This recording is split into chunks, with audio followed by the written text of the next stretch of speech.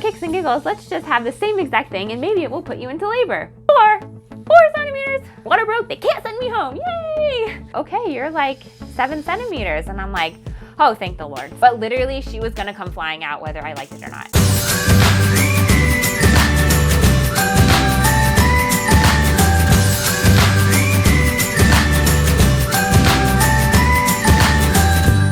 Hey guys, welcome to Our Family Bee. My name is Brigitte, and today I'm coming at you with another birth story. So if anatomy and bodily functions make you queasy, then you might just want to skip over this video and join us for the next one. Today I want to talk about Brielle's birth story. If you haven't already subscribed, please hit the subscribe button down below and the notification bell so you don't miss anything else coming out.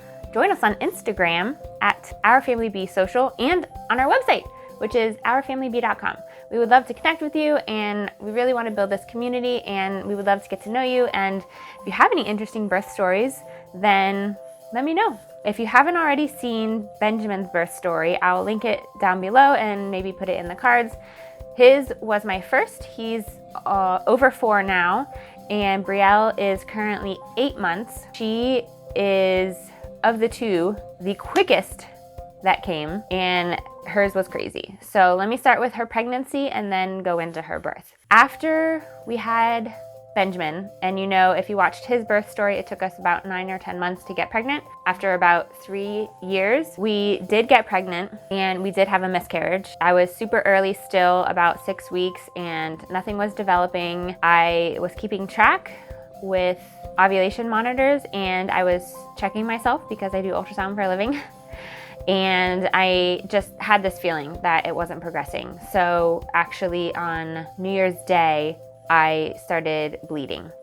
And I actually had to go into work that day because I was on call. So I went in and I checked and I just could see the sac moving down my uterus, crying. And I knew that it was good that I could get pregnant on my own because, you know, I had to take medication with Benjamin for 2 months. So I was encouraged by that, but I was also really sad because, you know, we just lost a baby. I did switch doctors from my previous with Benjamin because I wanted to deliver at the place where I work, and the other group did not deliver there. And I needed something closer to home because now that we had Benjamin, you know, we had to find care for him when I did go into labor, and it was easier because we lived closer to family if I delivered closer to home. So I had a new doctor and I went and saw him, and he was very encouraged that I did get pregnant, and so quickly because it was only a couple months after we started trying.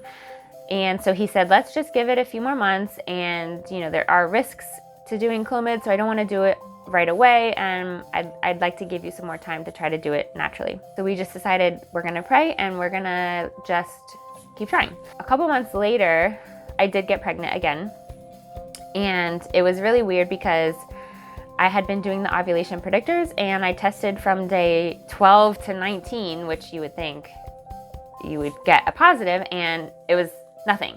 But I actually did get pregnant, and I think I ovulated on day 21 because we were out of town. We came back in town because I was a week behind what my period says, which lined up exactly with ovulating a week past what you would normally ovulate, if that makes sense.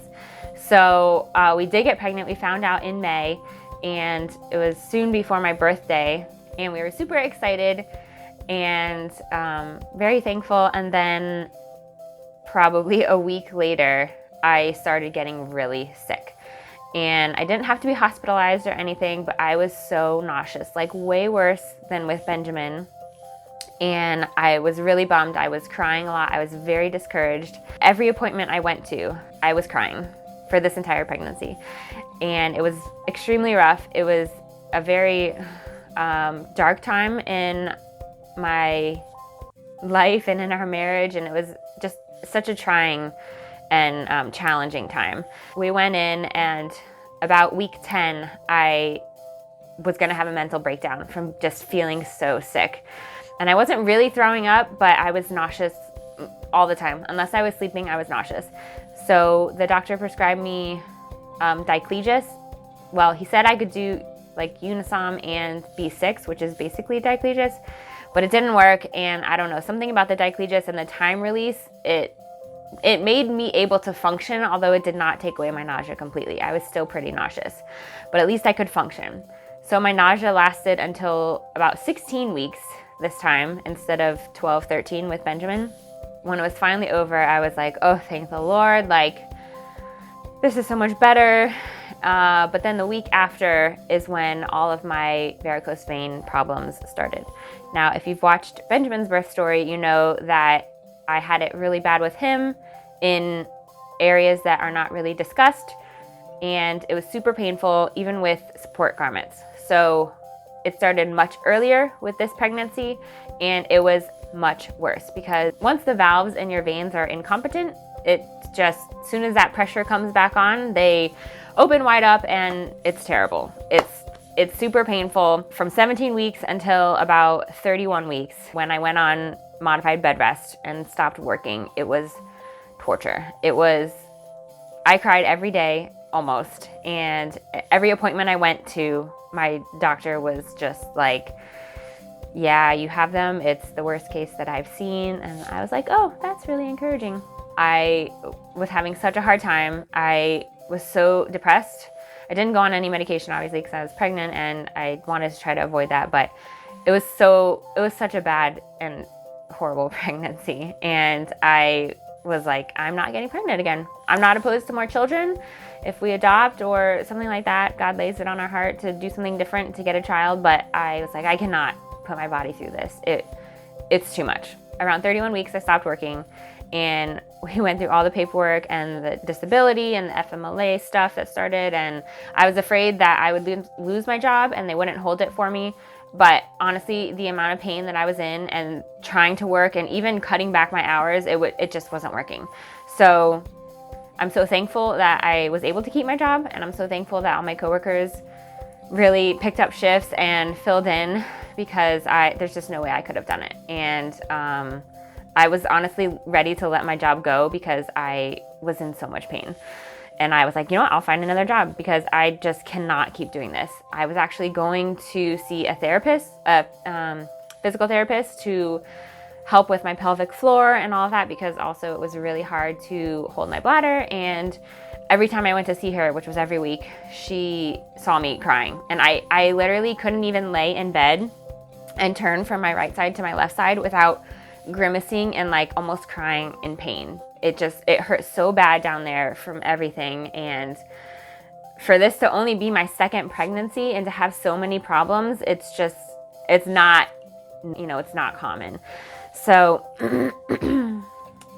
my physical therapist told me that if I didn't stop working, she's like, you could damage yourself to the point where you're gonna overcompensate, you're gonna pull something, you're gonna have irreparable damage that even after you're not pregnant anymore, you're gonna be suffering and you're gonna have problems. And so after, I don't know, I think I saw her maybe 6 or 8 weeks, I decided, you know what, this is not worth it.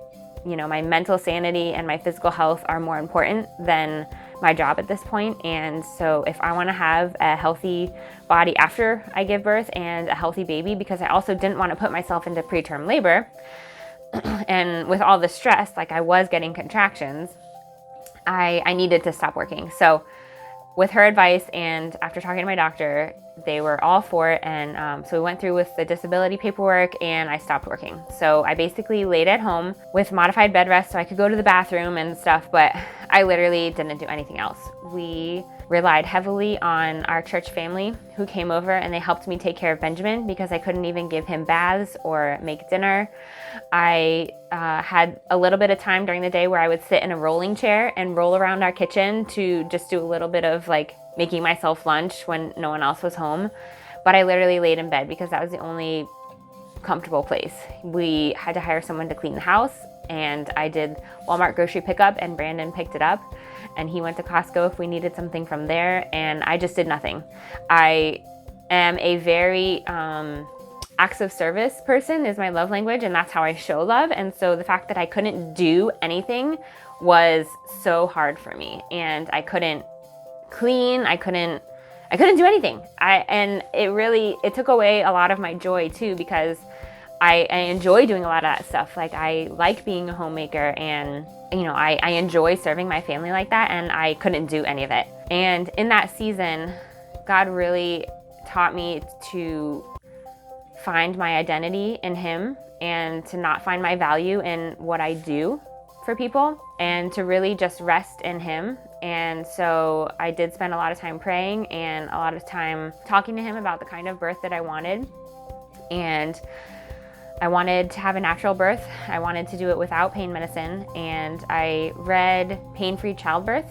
And so although that can be misleading, pain-free, it's not really that it's pain-free, but it was just this intensity that I knew I had to embrace in order to get the natural labor that I wanted. So more on that later. Also Brielle had some complications, and so we had to see a specialist. We had some extra ultrasounds, and after she was born, she had testings like ultrasound and MRI, and we actually did have surgery for her when she was 11 weeks. At my 38-week appointment, I went in, and the midwife, because it was a midwife and doctor combo, it was just the two of them, she checked me and she was like, whoa, okay, so you're 3 centimeters dilated and you're 60 to 70% effaced, and the head is so low. So basically all you need are contractions and you're gonna deliver this baby. And I was like, oh, that's great. Okay, maybe I'll actually go into labor on my own, unlike with Benjamin where I had to be induced. And she had warned me the entire pregnancy, even though I had Pitocin, my labor was short. It was 7 hours. And she said, normally you can take your first pregnancy and like divide it in half, and that's how long your second pregnancy birth will be. And I was so skeptical because I'm like, really? Like, I had to be induced. Like, it wasn't like I went into labor naturally. So I was skeptical, but I said, okay, that would be great. I don't want to have a long labor. So that's awesome. So we left that appointment at my 38-week appointment, and with Brielle, I had had a lot of Braxton Hicks, but from, 30 weeks on, I had had tightenings, that's what I called them. And it was nothing new, and they were inconsistent, and so I honestly would think nothing of them. So we went to eat at Miller's Ale House, which is important because that is where I went with Benjamin to eat the last meal I had before he was born. So, of course, what did I get? A zinger salad, because that's what I had with Benjamin. And Brandon was like, hey, for kicks and giggles, let's just have the same exact thing and maybe it will put you into labor. Yep. So we went, we had that. I put extra hot sauce on it, which in hindsight was probably not the best idea because I was in the bathroom a lot. My appointment was at 1, so we ate again around 2.